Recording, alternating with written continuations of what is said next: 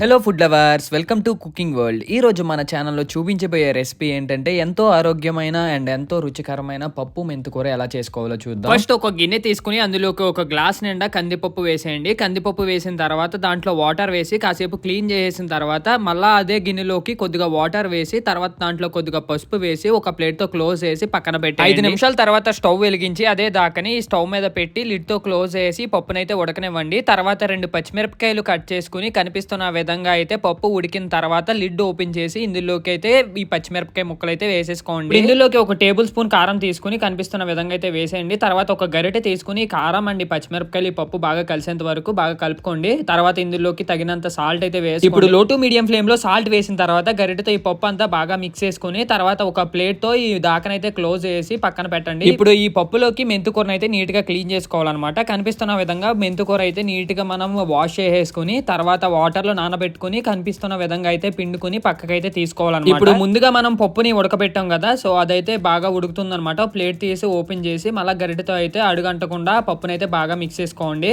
So ఇప్పుడైతే పప్పు అయితే బాగా ఉడికిపోయింది. ఇప్పుడు స్టవ్ వెలిగించి దీనిపైన ప్యాన్ పెట్టి దీనికి తగినంత ఆయిల్ వేసి ముందుగా మనం క్లీన్ చేసి పెట్టుకున్న మెంతికూర ఉంటుంది చూసారా, అదైతే కనిపిస్తున్న విధంగా అయితే వేసేసేయండి. ఇప్పుడు ఇందులోకి ఒక టేబుల్ స్పూన్ సాల్ట్ వేసి గరిటెతో అయితే ఇదంతా మొత్తం పచ్చివాసన పోయేంత వరకు బాగా మిక్స్ చేసుకోండి. తర్వాత ఇందులోకి ఒక టేబుల్ స్పూన్ ఆఫ్ పసుపు కూడా వేసుకోవాలి. ఈ గరిటెతో ఈ ఆకుకూర మొత్తం వేగేంత వరకు మనం వేయించుకుంటే మనకి వాటర్ అంతా కిందకు వచ్చేసి మంచి సాఫ్ట్ గా అయిపోద్ది అనమాట మెంతికూర. ఇప్పుడు ఈ ప్యాన్ తీసేసి ముందుగా మనం ఉడకబెట్టుకున్న పప్పు ఉంటుంది చూసారా, అదైతే పెట్టేసుకోవాలి స్టవ్ మీద. ఇదే పప్పు దాకలోకి ముందుగా మనం వేయించుకున్న మెంతికూర ఉంటుంది చూసారా, అదైతే వేసేయండి. కనిపిస్తున్న విధంగా వేసేసి ఒక గరిటె తీసుకుని ఈ పప్పులోకి బాగా కలిసేంత వరకు మిక్స్ చేసుకోండి. ఇది బాగా మిక్స్ చేసుకున్న తర్వాత ఇప్పుడైతే మనం తాలింపు పెట్టాలి. దీనికోసం కొన్ని వెల్లుల్లిపాయలు, జీలకర్ర, కరివేపాకు అండ్ ఎండుమిర్చి అలా మనం తాలింపు సరుకులు తీసుకుని తర్వాత ఒక స్టవ్ మీద ప్యాన్ పెట్టి అందులోకి కొద్దిగా ఆయిల్ పోసి ఆయిల్ కొద్దిగా హీట్ ఎక్కిన తర్వాత ఇందులోకి అయితే ఫస్ట్ వెల్లుల్లి రెబ్బలు అయితే వేసేసేయాలి.